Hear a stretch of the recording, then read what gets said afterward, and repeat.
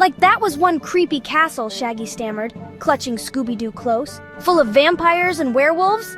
They weren't real vampires and werewolves, Shaggy, Velma explained, adjusting her glasses.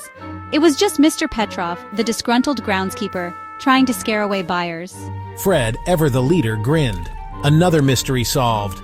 We're getting pretty good at this. Daphne, ever stylish, shivered. Let's just get out of these creepy mountains. As they drove, none of them realized a new mystery was about to begin. A mystery far more ancient and dangerous than they could have imagined. A mystery that would lead them halfway across the world. The mystery machine sputtered to a stop in a small Transylvanian village. The engine coughed and died. Hoo-row! Scooby whimpered, his ears drooping. Looks like we need a mechanic, Fred sighed. He hopped out to assess the damage. Daphne wandered towards a small antique shop. Its windows displayed dusty trinkets and strange artifacts. Curious, she peered inside. On a dusty shelf, nestled between a chipped teacup and a tarnished silver locket, lay a jade amulet. It was a vibrant green, carved into the shape of a snarling dragon. Ancient Chinese symbols were etched into its surface. Daphne felt a strange pull towards the amulet. It was as if it was calling out to her. She had to know more about it. Fred managed to find a local mechanic who promised to fix the mystery machine in a few days. Daphne took the opportunity to show the others the antique shop. "This amulet is incredible!" Velma exclaimed, examining the intricate carvings. The symbols suggest it originates from ancient China. As if on cue, the shop door creaked open. A small, wizened man with twinkling eyes entered. He introduced himself as Lang Feng, a historian and collector of ancient artifacts. When he saw the amulet in Velma's hands, his eyes widened. "You have found something truly extraordinary," he said, his voice hushed with awe. "This amulet holds the key to a legend of a lost temple in the mountains of China, guarded by a fearsome dragon. I have been searching for it my entire life."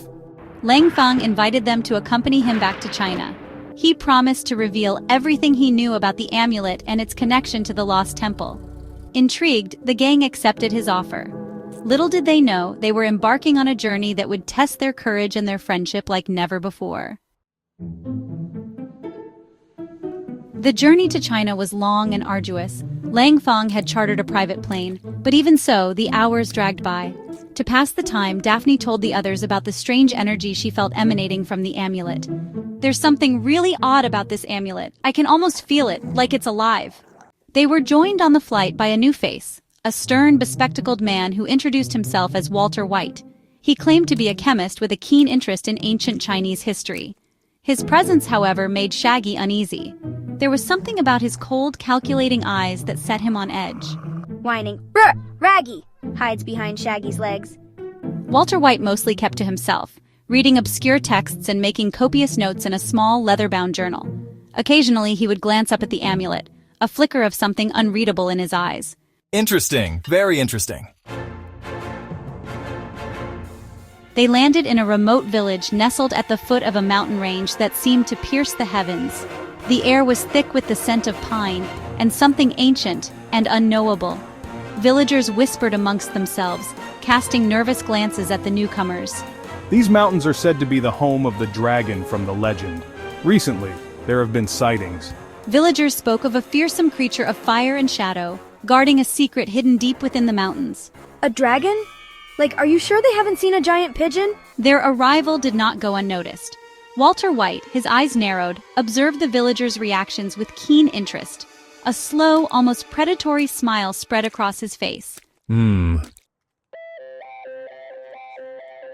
Following Lang Feng's directions, they ventured deep into the mountains.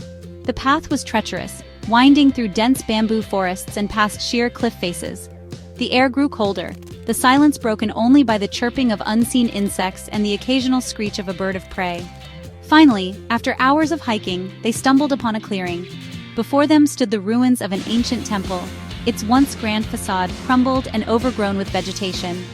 At its center, a large stone pedestal, intricately carved with the same symbols as the jade amulet, stood bathed in a shaft of sunlight. "Look at this, it's just like the amulet." As Daphne approached the pedestal, the amulet in her pocket grew warm. It pulsed with a strange energy, as if guiding her. Suddenly, the ground began to shake. From the depths of the ruined temple, a mechanical roar echoed through the mountains. A giant mechanical dragon emerged, its eyes glowing red, its metal claws scraped against the stone, sending sparks flying. Triumphant laugh. Fools! You have led me to my prize! Walter White's face was illuminated by the dragon's fiery breath as he reveled in his triumph.